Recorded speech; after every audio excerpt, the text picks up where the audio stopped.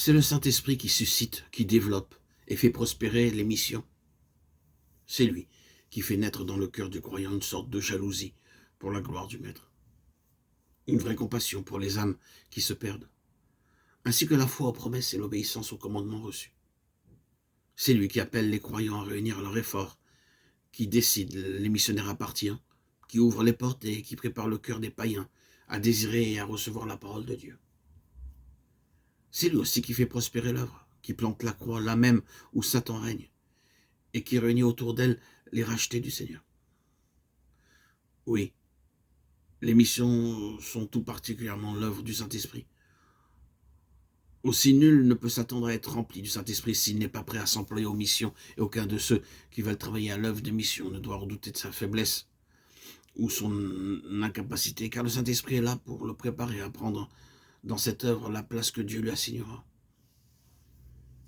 Que tous ceux qui prient pour les missions et qui voudraient voir un véritable esprit missionnaire dans l'Église demandent que l'Esprit ait toute liberté d'action dans chacun de ses membres, dans ses cultes et ses œuvres. Après qu'ils eurent jeûné et prié, ils les firent partir. Eux donc, étant envoyés par le Saint-Esprit, descendirent à celle-ci.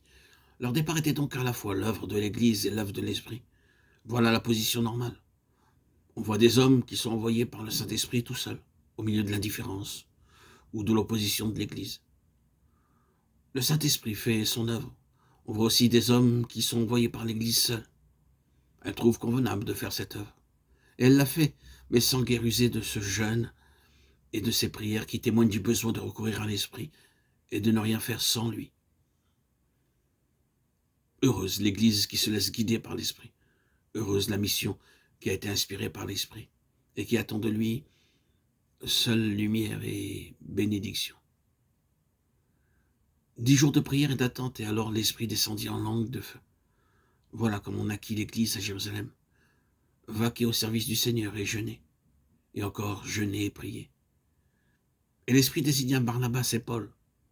C'est ainsi que l'Église devint à Antioche une Église missionnaire.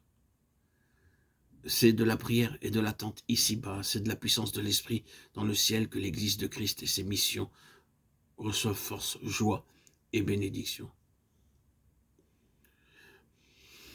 Qu'il me soit permis ici de dire à tout missionnaire qui lira, qui approfondira ce que je vous ai dit, prenne courage.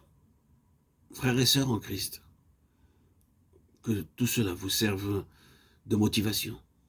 Le Saint-Esprit qui est la toute-puissance de Dieu et qui nous apporte la présence même de Jésus, le Saint-Esprit, est avec nous et en nous. C'est lui qui fait l'œuvre.